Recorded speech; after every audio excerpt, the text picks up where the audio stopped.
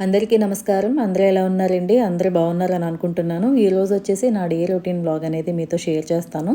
మార్నింగే చూసారు కదా! ఎంత బాగుందో అసలు. మేడపై నుంచి వచ్చాననమాట. కాసేపు మేడపైకైతే వెళ్ళాను ఈరోజు. బాగుంది. ఎర్లీ మార్నింగ్ బాగుంటుంది కదా! తర్వాత కిందకొచ్చేసిన తర్వాత ఇంగోండి బాల్కనీ కూడా క్లీన్ చేసేసి ఇక్కడైతే నేను ముగ్గు వేస్తున్నాను. ఇది 6 చుక్కలు. చిన్న ముగ్గనమాట. చూసారు కదా! మందారాలు కూడా కోసి తెచ్చాను పైనుంచి. అవన్నీ కూడా ఇలా సదిరేసానండి. ఇంచుమించు ఒక 10, 15 వరకు వస్తున్నాయి ఒక్కొక్కసారి బానే.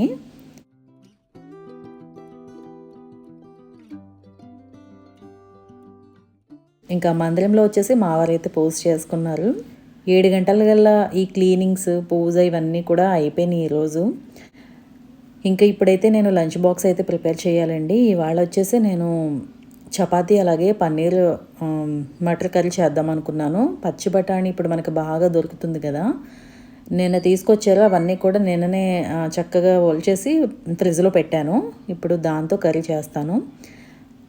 పిల్లలకి రైస్ కన్నా ఇలా చపాతీ, పూరీలు పెడితే లంచ్ బాక్స్‌కి చాలా ఇష్టపడతారు. అయితే డైలీ అవ్వదు కదా! లేట్ అయిపోతూ ఉంటుంది ఒక్కోసారి అని చెప్పి అప్పుడప్పుడు పెడుతూ ఉంటాను. ఇవాళైతే ఇంగోండి ముందైతే నేను గోధుమ పిండి తడిపి పక్కకు పెట్టేశాను. ఈలోపు ఇది చక్కగా సాఫ్ట్‌గా అవుతుంది తర్వాత చేయడానికి. ఒక పావుగంట పక్కన పెట్టేస్తే. తర్వాత కర్రీ చాలా ఈజీగా ప్రిపేర్ చేస్తానండి. మనకు ఎక్కువ టైం పట్టదు. ఆనియన్స్ అయితే ఇలా పెద్ద ముక్కలు చేసుకొని మిక్సీ పట్టాను పేస్ట్‌కి. తర్వాత ఇలా టమాటాస్ కూడా కట్ చేశానండి. ఇది కూడా మిక్సీ పట్టేస్తాను.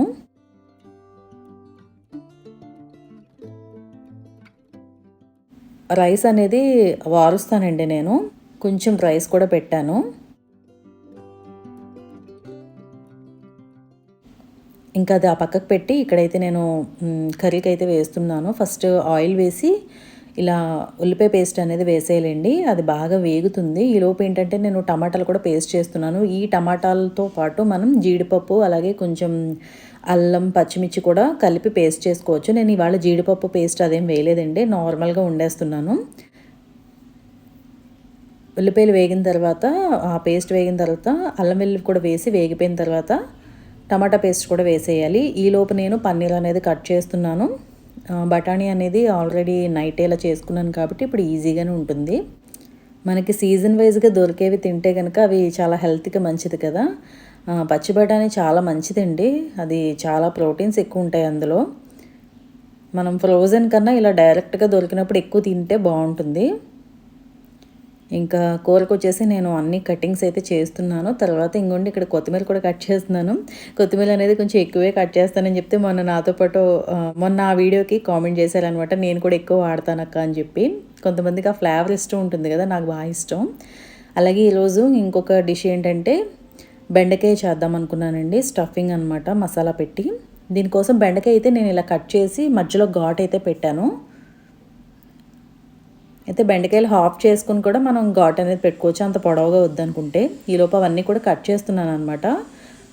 ఇంకా ఈ టమాటా ఇదంతా కూడా వేగిపోయిన తర్వాత మసాలాలు అనేవి యాడ్ చేసుకోవాలండి. ఉప్పు, కారం, పసుపు, ధనియా పౌడర్, జీరా పౌడర్, గరం మసాలా ఇవన్నీ కూడా యాడ్ చేసుకోవాలి. అన్నీ కూడా నేను చేసిన స్పైసెస్ అండి. ఇంట్లో మొన్న నేను ప్రిపేర్ చేసుకున్నాను కదా అవే అనమాట. ఈ మసాలాలన్నీ వేగిపోయిన తర్వాత నేను ఈ బఠానీ కూడా వేసేసి ఒక్కసారి అలా పచ్చివాసన పోయే వరకు ఒక 2 మినిట్స్ అయితే ఫ్రై చేస్తాను.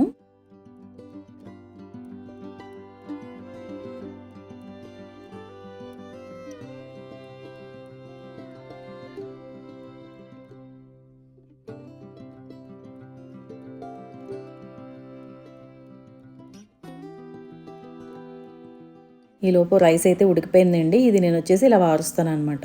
చూసారు కదా! ఇలా ఎందుకంటే వాల్చిన అన్నమే మంచిది కదండీ!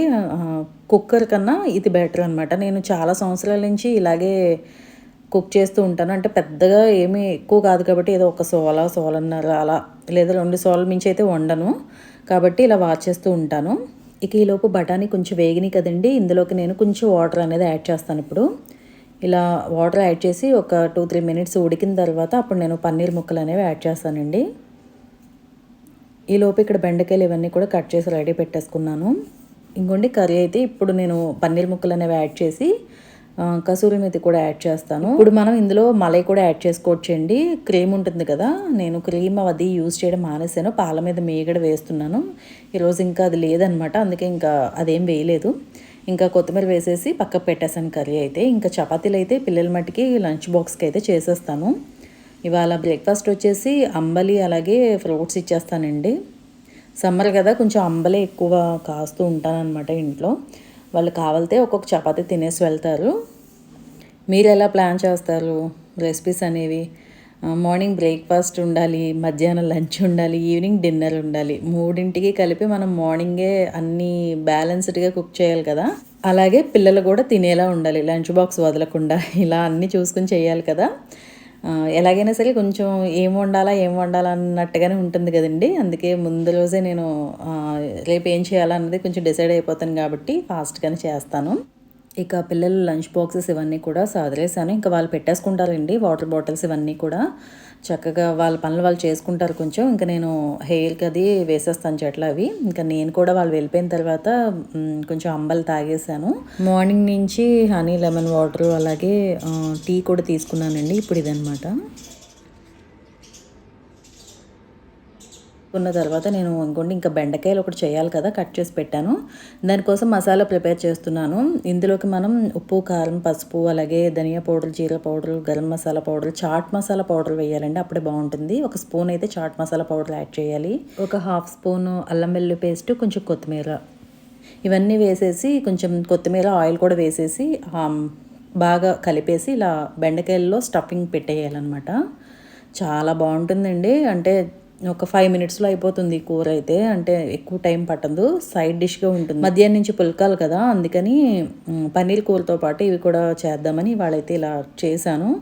నేను ఎక్కువగా పప్పు కంపల్సరీ వండుతానండి ఇంట్లో, ఎక్కువగా ఫ్రీక్వెంట్గా వండుతాను. ఇంకా అది లేకపోతే ఇలా ఇంకొకటి ఏదన్నా చేయాల్సి ఉంటుందన్నమాట. ఇవాళ పప్పు చేయలేదు ఇంకా, అందుకని ఇవి కూడా ఉన్నాయి. ఇంక సరే వండేద్దాము అని చెప్పి వండేసాను.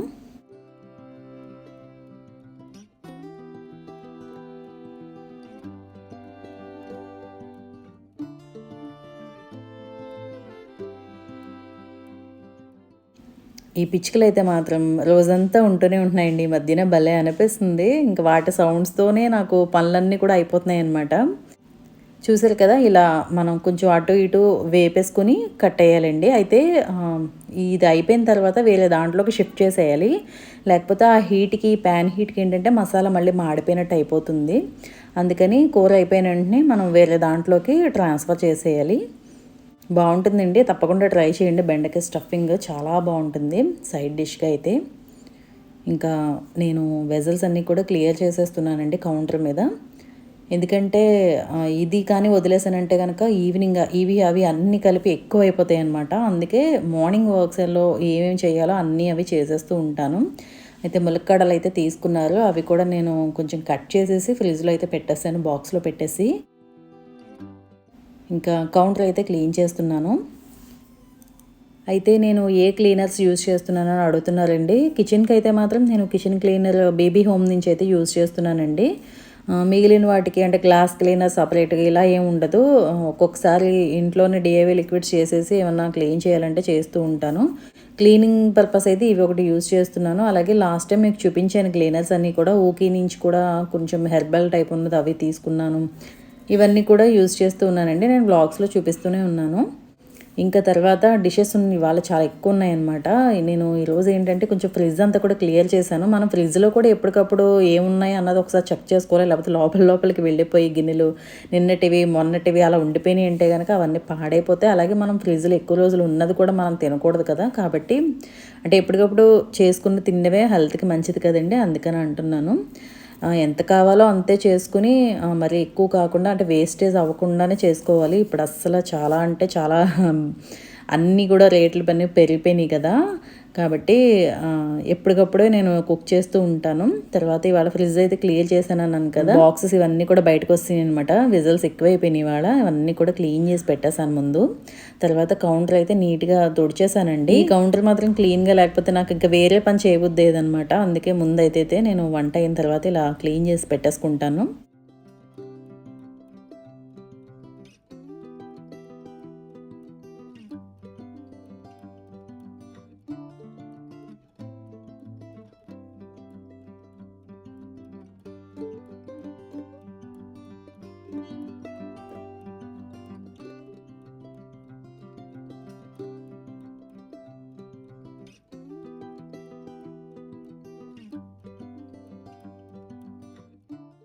గ్లాస్ అన్నీ కూడా నేను గిన్నెల బుట్టలో వేయకుండా ఇలా సపరేట్గా పేపర్ వేసి దాని మీద వేస్తానండి. కొంచెం అంటే మనకి పగిలే ఛాన్సెస్ తక్కువ ఉంటాయి కదా, గిన్నెల బుట్టలో వేసేస్తే ఒకదాని మీద ఒకటి వేసేస్తూ విరిగిపోతాయని చెప్పి ఇలా అయితే వేస్తాను.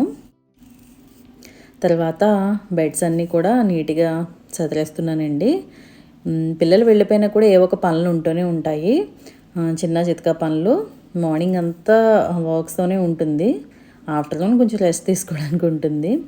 తర్వాత ఇంకోండి ఈ మధ్యన ఏంటంటే మరి రైస్ తగ్గించాం కాబట్టి నేను పుల్కాలు అయితే చేస్తున్నాను కదా ఒక్కొక్కసారి, కాబట్టి పుల్కాలు అయితే చేస్తున్నాను ఇక్కడ ఈయన వచ్చే ముందు.